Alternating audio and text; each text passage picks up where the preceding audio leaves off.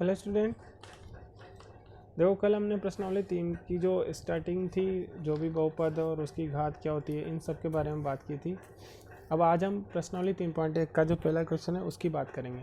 और पहला क्वेश्चन क्या है हमारा कि निम्न द्विघाती बहुपद के शून्य ज्ञात कीजिए और शून्यांकों तथा गुणांकों में संबंध जो होता है उसकी सत्यता की जाँच भी कीजिए। ठीक है, तो देखो इसके अंदर दो वर्ड आ रहे हैं। एक तो आ रहा है शून्यांक, उनको कैसे ज्ञात करते हैं, और दूसरी बात शून्यांक गुणांक क्या होते हैं और गुणांक और शून्यांकों में संबंध क्या होता है। ये सब चीज़ें हमें पहले से पता होनी चाहिए, ठीक है, तभी हम जो है सवाल कर सकते हैं। तो थोड़ा सा मैं एक बार बता देता हूँ। पहली बात तो द्विघाती बहुपद है ना, लिखा हुआ है द्विघाती बहुपद है, तो मैं एक बार यहाँ द्विघाती बहुपद के बारे में बता देता हूँ थोड़ा सा। ठीक है, तो देखो इधर द्विघाती बहुपद क्या होता है। तो द्विघाती वो जो बहुपद होता है, ये द्विघाती बहुपद कल मैं बता चुका हूँ। वैसे तो ऐसा बहुपद जिसकी घात 2 हो वही क्या होती है, द्विघाती बहुपद होता है ना। इसका एक सामान्य रूप है, बहुत इंपॉर्टेंट, ये याद रखना है आपको, है ना। सामान्य रूप मतलब ये दिखता कैसा है ना। सामान्य रूप बता रहा हूँ मैं इसका, वो क्या होता है। तो वो देखो, वो होता है ax² plus bx plus c, इस तरीके का होता है। ठीक है, इसमें क्या अंतर आया देखो, ax², a तो x² का गुणांक है, यहाँ x² का ही पद रहेगा, सिर्फ बदलेगा क्या, a बदलेगा। फिर प्लस माइनस कुछ भी हो सकता है। और b, ये x भी ऐसे रहेगा, x का गुणांक क्या है b, जो गुणा में संख्या होती है उसी को ही गुणांक बोलते हैं। और प्लस c, ये अचर पद है। ठीक है, अब आप क्या करो, a b c के मान चेंज करते जाओ, बहुपद चेंज होता जाएगा, लेकिन रहेगा कौन सा, द्विघाती बहुपद। जैसे मैं a का मान रखूँ 2 x² प्लस b का मान रखूँ 3 x प्लस 5, c का मान 5 रख दिया मैंने, है ना। तो ये देखो बहुपद अलग चेंज हो गया। इसके बाद देखो, अगर मैं बहुपद, अगर इसका x² का मान रखता जैसे 3, इसका x² का गुणांक रखता 3, इसको रख देता माइनस के 5, b का मान जो है, b जो है उसका मान माइनस का 5 रखता, और c का मान रखता जैसे मान लो 7, तो ये अलग बहुपद हो जाता। तो होगा क्या, सिर्फ a b c के मान चेंज होते रहेंगे और आपका बहुपद चेंज होता रहेगा, लेकिन रहेगा कौन सा, ये रहेगा द्विघाती बहुपद, जिसकी जनरल फॉर्म सामान्य रूप क्या रहेगा, ax² plus bx plus c, इस तरीके का रहेगा ये। ठीक है, तो अब हम इसके बारे में जो है ये बात कर लिया हमने कि गुणांक क्या होते हैं। तो गुणांक क्या रहेंगे, a b c, और ये हमेशा सवाल के अंदर आपको दिए जाएंगे। a b c हमेशा सवाल के अंदर रहेंगे, जो इस तरीके का सवाल है उसमें, है ना, कि आप जो है ये शून्यांकों और गुणांकों के बीच में संबंध जो है उसके सत्यता की जाँच करो, तो ये सवाल में दिया जाएगा। अब देखो आगे क्या करेंगे हम, ये चीज़ तो मैंने बता दिया आपको, द्विघाती बहुपद के जो है ये क्या होते हैं, गुणांक। अब उसके बात करते हैं हम शून्यांक की बात करते हैं। मैंने इससे पहले वाले वीडियो में एक बात बताई थी आपको कि जो जितनी घात का बहुपद होता है उसके शून्यांक भी उतने होते हैं। ये 2 घात का बहुपद है तो इसके शून्यांक भी कितने होंगे, 2 होंगे। ठीक है, अब जैसे मान लो गुणांक तो क्या हो गया, a b c, और शून्यांक मैंने मान लिया एल्फा और बीटा, एल्फा बीटा 2 इसके शून्यांक है। ठीक है, मान लिया अपन ने, ऐसा ही कुछ भी मान सकते हैं। तो गुणांक तो हो गया ABC और शून्यांक क्या हो गया, एल्फा कोमा बीटा। तो इनमें एल्फा बीटा और ABC में संबंध क्या होता है, वो संबंध मैंने यहाँ पे लिखा हुआ है, इंपॉर्टेंट है, आपको लिखना भी है। शून्यांकों तथा गुणांकों में क्या संबंध होता है कि अगर शून्यांकों को एल्फा बीटा मान लिया हमने, भाई 2 घाती बहुपद है तो 2 शून्यांक होंगे, और गुणांक कितने इसके 3 है ना। ये यहाँ पे जनरल फॉर्म लिख देता हूँ एक बार मैं इसकी, एक सेकेंड,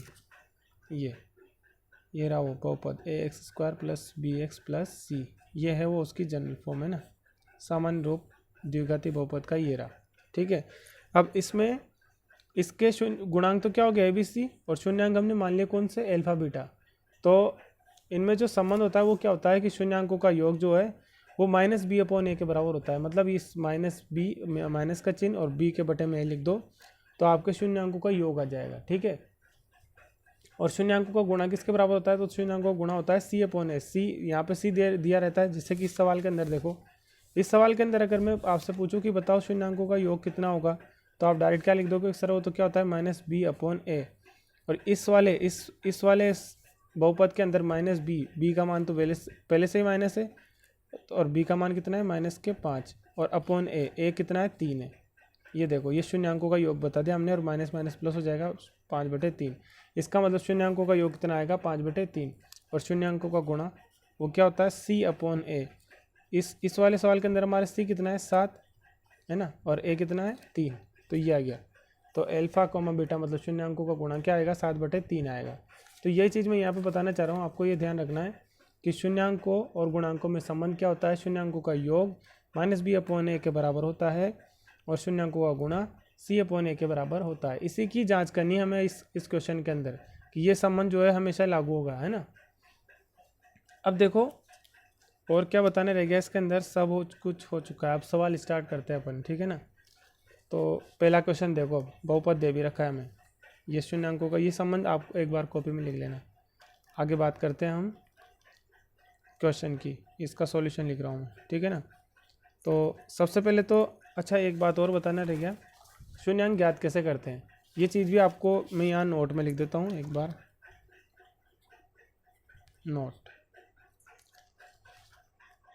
नोट है आपके कि शून्यांक ज्ञात कैसे करने। भाई शून्यांक का पता कैसे करोगे आप, है ना। तो ये अल्फा बीटा का मान कहाँ से आएगा ना। तो शून्यांक ज्ञात करने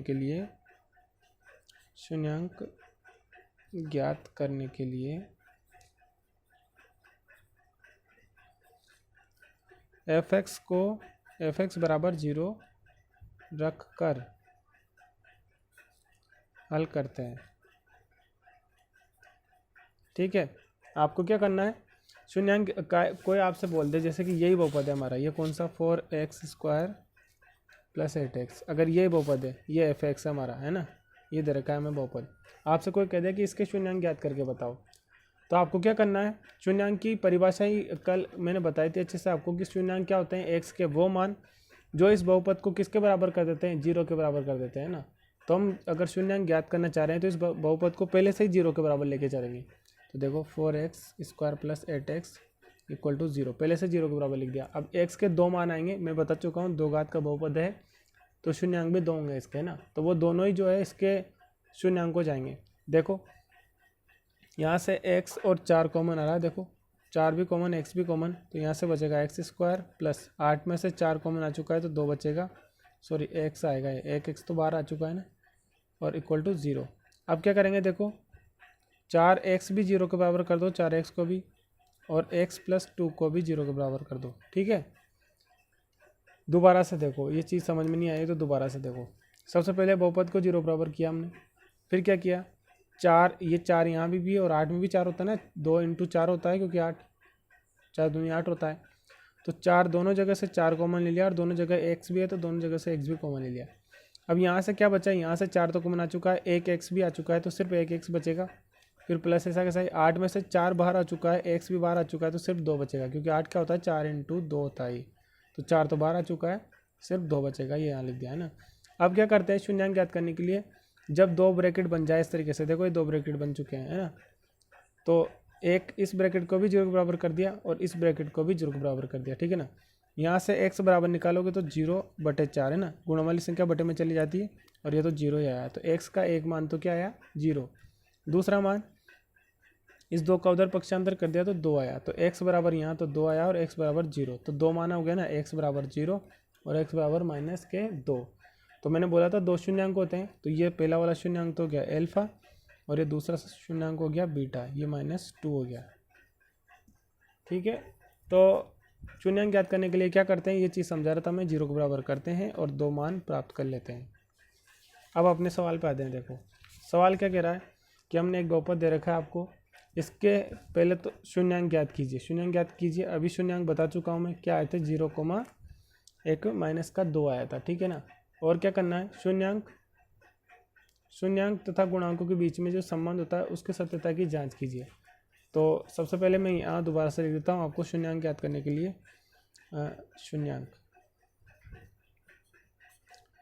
शून्यांक ज्ञात करने के लिए वही fx को 0 के बराबर कर दोगे, और मैंने उधर बता दिया तो मैं थोड़ा स्पीड में लिख रहा हूँ, और यहाँ से 4x कॉमन ले लिया था आपने, तो क्या बचा था, x + 2 = 0, तो x बराबर 0 और x बराबर -2 आया था। ये 2 मान आ गए, 2 शून्यांक पता कर लेते हैं ना, और मान लिया ये तो हो गया अल्फा और ये हो गया, इसको मान लिया हमने बीटा, 2 मान लिए हमने। अब आगे की बात करते हैं। देखो अब वो जो संबंध है उसकी संबंध की बात करते हैं हम, है ना। संबंध का पता कैसे करेंगे, तो पहले इसको जो है इस ABC भी तो पता करें। अल्फा बीटा तो मिल गया हमें, ये देखो अल्फा बीटा तो मिल गया, दोनों शून्यांक। और ए बी सी भी पता कर लेते। तो ए बी सी कैसे पता करेंगे, इसके दोनों की तुलना कर लेंगे। पहले इसको इसके जैसा बनाते हैं। तो देखो मैं बनाता हूँ। जनरल फॉर्म तो क्या होती है, सामान्य रूप तो होता ही है X square plus B X plus C, ये सामान्य रूप होता है। मैं अपने वाले जो बहुपद सवाल में दिया है उसको भी वैसा लिख रहा हूँ। इसको 0 लिख सकता हूँ, बस सी हमारे है ही नहीं, अचर पद इसमें है ही नहीं, तो हमने 0 लिख दिया। प्लस 0 लिखने से कोई फर्क नहीं पड़ता है। अब तुलना कर लो, देखो दोनों की, इन दोनों की तुलना कर रहे हैं। तुलना से क्या मिल जाएगा हमें, ए बी सी के मान। देखो ए की सीध में ए की जगह क्या लिखा हुआ है 4, तो ए बराबर तो हो गया 4। बी बराबर देखो, बी की जगह क्या लिखा हुआ है 8, और सी की जगह क्या लिखा हुआ है 0। सी तो है था ही नहीं, तो सी का मान तो क्या हो जाएगा 0। अब देखो अल्फा बीटा मिल गया और ये ए बी सी भी मिल चुके हैं। अब ये संबंधों की शून्यांक जो है, देखो क्या बोला था, शून्यांक ज्ञात कीजिए, शून्यांक ज्ञात कर लिए। शून्यांक और गुणांकों में संबंध जो होता है उसके सत्यता की जांच कीजिए, ठीक है। तो हम क्या करेंगे, शून्यांकों को जोड़ के देखेंगे, वो माइनस बी अपॉन ए के बराबर आना चाहिए, तभी तो सत्य ये होएगा। ये बराबर होते हैं, ऐसे कहा ना, शून्यांकों का योग माइनस बी अपॉन ए के बराबर होता है ना। तो हम जांच कैसे करेंगे, हम शून्यांकों को भी जोड़ के देख लेंगे और माइनस बी अपॉन ए भी करके देख लेंगे, दोनों बराबर आना चाहिए। तो चलो करते हैं। देखो शून्यांकों का योग लिख देता हूँ मैं यहाँ,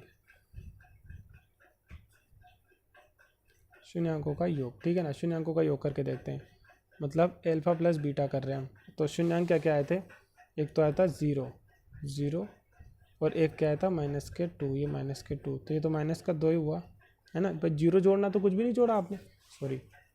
ये शून्यांकों का योग, तो 0, एक शून्यांक तो क्या था x बराबर 0। देखो x बराबर 0, एक तो शून्यांक, तो अल्फा का मान तो 0 और बीटा का मान -2। तो शून्यांकों को जोड़ रहे हो तो एक अल्फा का मान 0, बीटा का मान -2, तो इन दोनों का टोटल करेंगे तो कितना आ जाएगा -2। अब ये जो है माइनस बी अपॉन ए के बराबर आना चाहिए। तो हम एक बार माइनस बी अपॉन ए भी तथा माइनस बी अपॉन ए भी सोल्व करके देख लेते हैं। इसको मैं समीकरण नंबर 1 दे देता हूँ, है ना, ये पहले वाली माइनस बी अपॉन ए करके देखते हैं। तो देखो माइनस बी अपॉन ए, ये रहा, बी का मान कितना है 8, तो माइनस के 8, ये माइनस सी वाला माइनस है, बी का जगह बी का मान 8, और ए कितना है 4, ये ए 4, और ये कितना आ गया, देखो 2 बार भाग चला गया इसमें, कितना आ गया -2। तो देखो आ गया ना, ये समीकरण नंबर 2 होगी। देखो क्या बोला गया था, शून्यांकों का योग माइनस बी अपॉन ए के बराबर आना चाहिए। तो शून्यांकों का योग -2 और माइनस बी अपॉन ए भी कितना है -2। इसका मतलब ये बात, ये जो संबंध है वो सत्यापित कर चुके हैं हम, है ना। तो हम ऐसे बोल देंगे, समीकरण यहाँ लिख देता हूँ, समीकरण 1 व 2 से ये सिद्ध हो गया कि शून्यांकों का योग जो है वो माइनस बी अपॉन ए के बराबर होता है। ये हमने सिद्ध कर दिया, ठीक है। अब दूसरी बात, एक बात और बतानी है अभी तो, है ना, शून्यांकों का गुणा भी। तो शून्यांकों का गुणा कर लेते हैं हम यहाँ पे इस तरीके से, तथा अल्फा इंटू बीटा करते हैं हम। अल्फा का मान कितना था 0, है ना, और बीटा का मान कितना है -2। तो 0 का गुणा किसी भी संख्या से करते हैं तो 0 आता है ना। और एक चीज़ और पता करनी है, सी अपॉन ए के भी 0 आना चाहिए। तो सी अपॉन ए बराबर, देखो यहाँ लिखा हुआ है सी का मान, ये रहा, सी का मान कितना है 0 और ए का मान कितना है 4, ये 4, और 0 में 4 का भाग दोगे तो कितनी बार जाएगा, 0 बार ही जाएगा। तो देखो इस वाली समीकरण से इसको भी अलग नंबर दे देते हैं, ये समीकरण 3 और ये समीकरण 4। तो यहाँ लिख देंगे समीकरण 3 व 4 से, है ना, और 3 और 4 से भी क्या हो गया कि जो शून्यांकों का गुणा है वो किसके बराबर आया, हमारे सी अपॉन ए के बराबर आया। ये भी हमने सत्यता की जांच कर दी। तो मेरे ख्याल से समझ में आ गया होगा ये सवाल। अब मैं एक बार पूरा शुरू से रिवाइज कर देता हूँ। एक बार हमें क्या ज्ञात करना था, द्विघाती बहुपद दे रखा है, ठीक है, उसके शून्य ज्ञात करने और शून्यांक और गुणांकों में संबंध जो होता है, ये संबंध जो होते हैं उसकी जाँच करनी थी, ठीक है। हमें बहुपद दिया गया था, हमने सबसे पहले बहुपद के शून्यांक ज्ञात किए। शून्यांक ज्ञात करने के लिए क्या करते हैं, जो भी बहुपद आपको दिया गया है, उसको क्या करो, 0 के बराबर रख दो। 0 के बराबर रख दिया ये, और यहाँ से x के 2 मान पता कर लिए, एक को अल्फा बोल दिया, दूसरे को बीटा बोल दिया, ठीक है। अब क्या किया हमने, ये जो आपको बहुपद दिया गया था उसको इस वाली जनरल फॉर्म से तुलना की और ABC के मान पता कर लिए। हमने तुलना करने पर देखा कि C तो इसमें आया ही नहीं, अचर पद तो था ही नहीं, तो हमने C का मान लिख दिया 0, और B x का गुणांक, x वाला पद का जो गुणांक होता है वो होता है B, और जो x स्क्वायर का गुणांक होता है वो होता है a वाला मान होता है। तो a का मान 4, b का मान 8 और सी तो था ही नहीं, तो सी का मान हो गया 0।